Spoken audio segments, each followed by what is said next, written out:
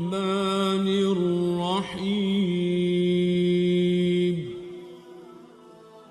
اب دوسری طرف کی سنیے، یونس علیہ السلام کو کچھ معلوم نہیں تھا کہ ان کی قوم کے ساتھ کیا ہوا۔ آپ تو غصے کی حالت میں بستی سے نکل کر سمندر کی طرف چلے آئے تھے۔ آپ ایک کشتی کی طرف آئے، اس میں سواریاں اور ساز و سامان لدا ہوا تھا۔ اللہ تعالیٰ سورۃ الصافات آیت 140 میں فرماتے ہیں، اذ ابق الى الفلك المشحون، جب وہ بھاگ کر بھری کشتی پر پہنچے۔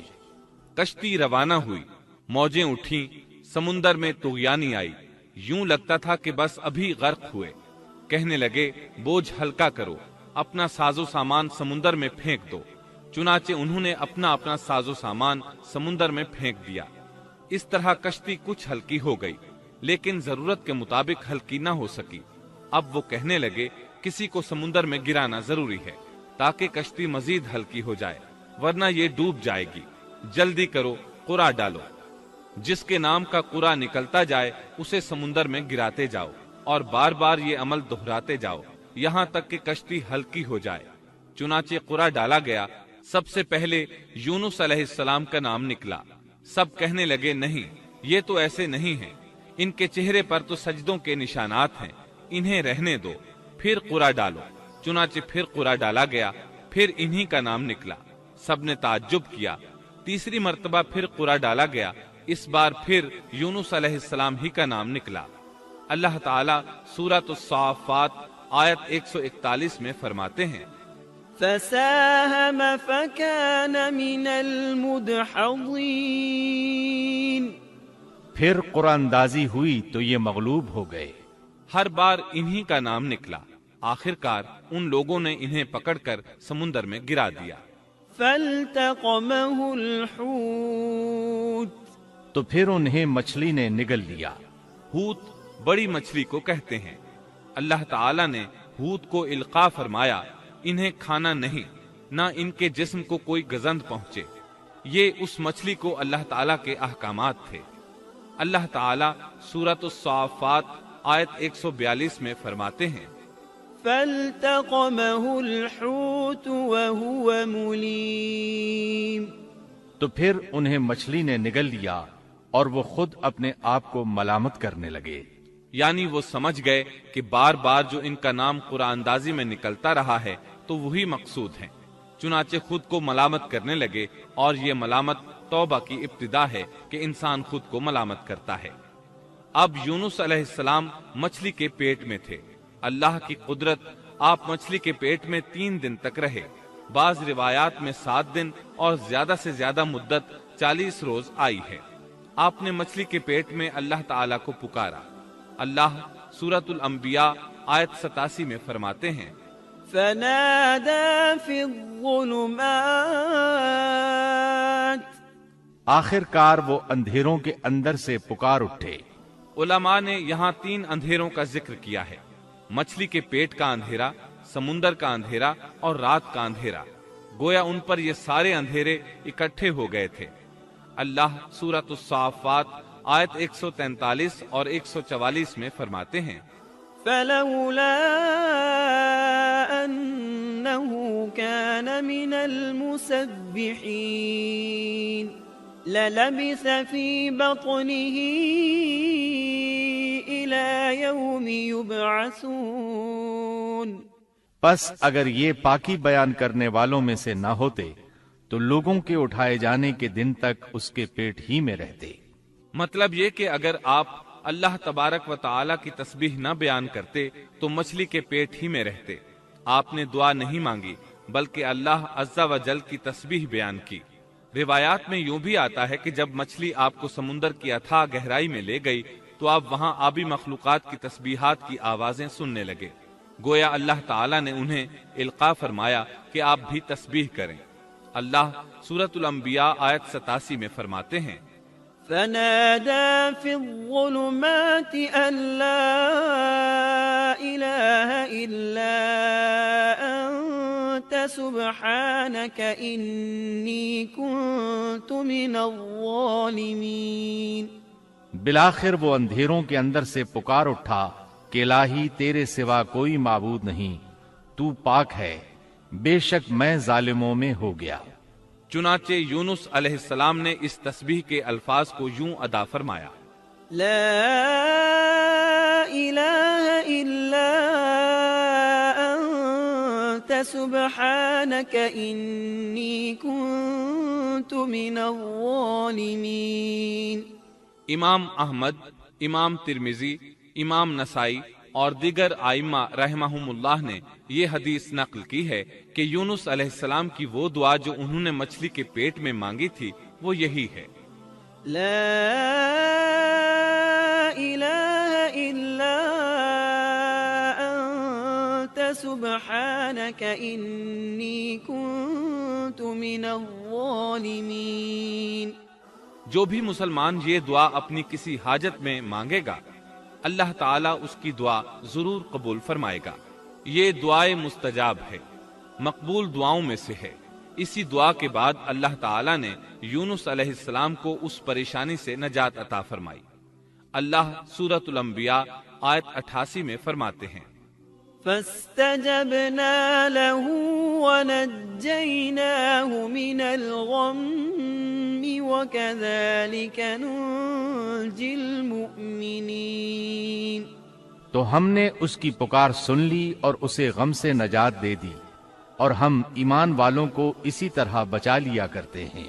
ایک صحابی نے نبی کریم صلی اللہ علیہ وسلم سے پوچھا: اے اللہ کے رسول صلی اللہ علیہ وسلم، یونس علیہ السلام نے جو دعا مچھلی کے پیٹ میں مانگی، کیا وہ صرف انہی کے لیے تھی یا ان کے بعد اہل ایمان کے لیے بھی ہے؟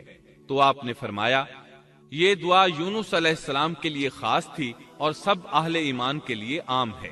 کیا تم نے اللہ تعالیٰ کا یہ فرمان نہیں سنا؟ وَكَذَلِكَ نُنْجِي الْمُؤْمِنِينَ۔ اور ہم ایمان والوں کو اسی طرح بچا لیا کرتے ہیں۔ جو بھی اس دعا کو پڑھے گا اللہ اسے رنج و غم سے نجات دیں گے۔ ایک قول کے مطابق تقریباً 40 روز آپ کی شب و روز یہی دعا رہی۔ اس مدت کے ختم ہونے پر اللہ تعالیٰ نے آپ کی دعا کو قبولیت بخشی۔ مچھلی ساحل پر پہنچی، انہیں کنارے پر ڈالا اور واپس چلی گئی۔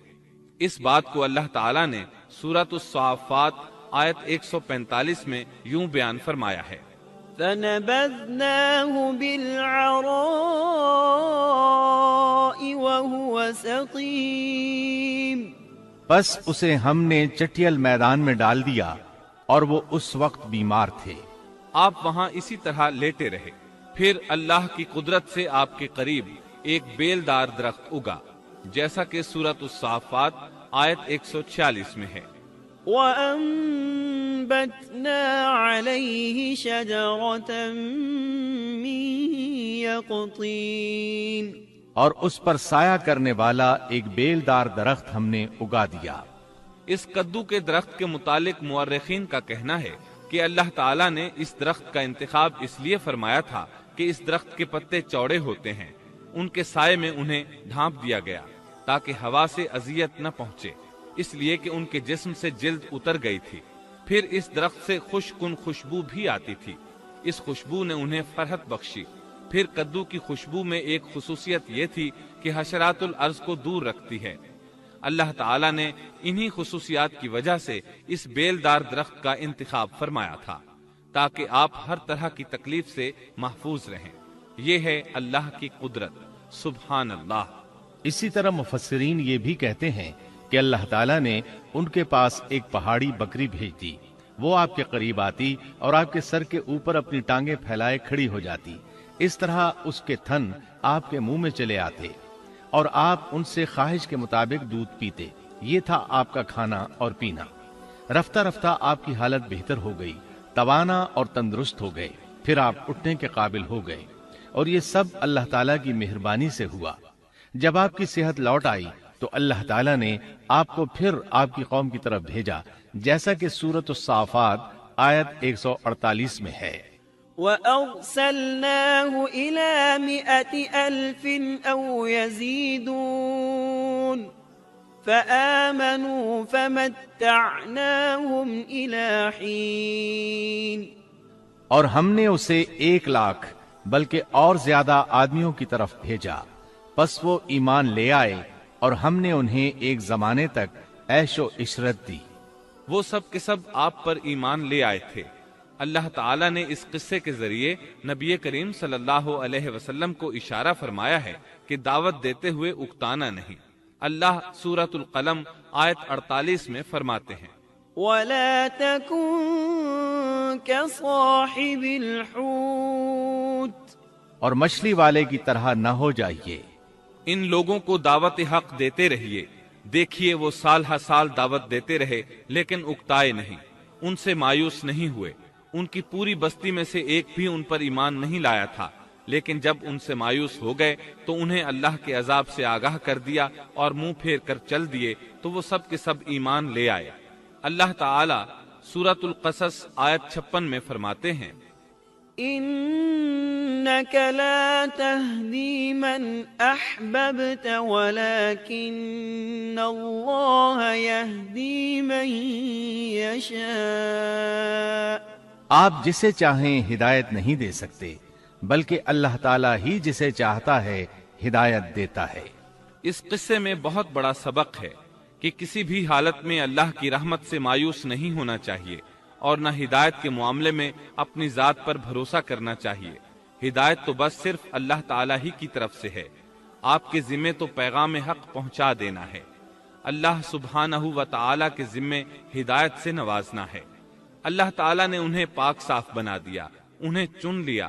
اللہ خود ہی سورۃ القلم آیت 50 میں وضاحت فرماتے ہیں، فاجتباه ربه فجعله من الصالحين۔ اسے اس کے رب نے پھر نوازا اور اسے نیک لوگوں میں کر دیا۔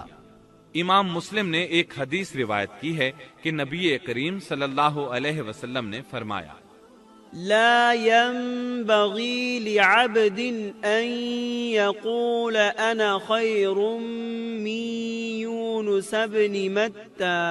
تم میں سے کوئی شخص ہرگز یہ نہ کہے کہ میں یعنی محمد یونس بن متا سے بہتر ہوں، یعنی یوں نہ کہے کہ میں سیدنا یونس علیہ السلام سے افضل ہوں، وہ اس طرح کہ وہ تو اپنی قوم کے ایمان لانے سے مایوس ہو گئے تھے اور میں مایوس نہیں ہوں۔ اس طرح بالکل نہ کہے، کیونکہ بالآخر اللہ تعالیٰ نے آپ کو چن لیا اور برگزیدہ بنا لیا اور صالحین میں داخل کر لیا۔ اس واقعے میں نبی کریم صلی اللہ علیہ وسلم کو جو ہدایت دی گئی ہے اس کا ذکر سورۃ القلم آیت 41 میں آتا ہے، فاصبر لحكم ربك ولا تكن كصاحب الحوت۔ پس تو اپنے رب کے حکم کا صبر سے انتظار کر اور مچھلی والے کی طرح نہ ہو جا۔ مطلب یہ کہ یونس علیہ السلام کی مانند نہ ہو جائیے جو اپنی قوم کے ایمان لانے سے مایوس ہو گئے تھے۔ یقیناً دین کی دعوت اور حق کے پرچار میں یہ بہت عظیم سبق ہے کہ دائی اللہ کو کبھی مایوس نہیں ہونا چاہیے۔ یونس علیہ السلام کا قصہ ختم ہوا۔ محمد رسول اللہ۔